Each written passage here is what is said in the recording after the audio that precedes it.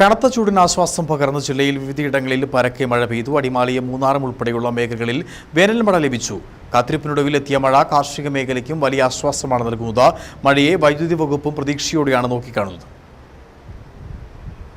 ചുട്ടുപൊള്ളുന്ന വേനലിൽ ആശ്വാസം പകർന്ന് ജില്ലയിൽ വിവിധയിടങ്ങളിൽ വേനൽ മഴ ലഭിച്ചു. ഇതോടെ ഉയർന്നു നിന്നിരുന്ന അന്തരീക്ഷ താപനിലയിൽ കുറവ് വന്നു.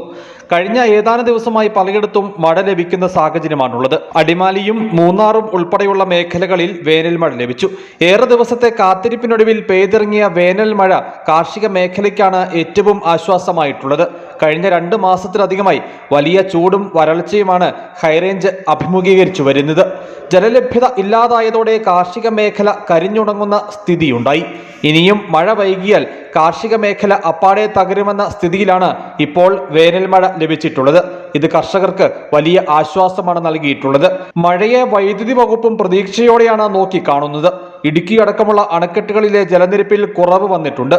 തുടർച്ചയായി മഴ ലഭിച്ചാൽ നേരിയ തോതിലെങ്കിലും ജലസ്രോതസ്സുകളിൽ ഒഴുക്ക് വർദ്ധിച്ചാൽ KSEBക്ക് അത് ഗുണം ചെയ്യും. മഴ പെയ്ത് അന്തരീക്ഷ താപനില കുറയുന്നതും വൈദ്യുതി വകുപ്പിന് സഹായകരമാണ്.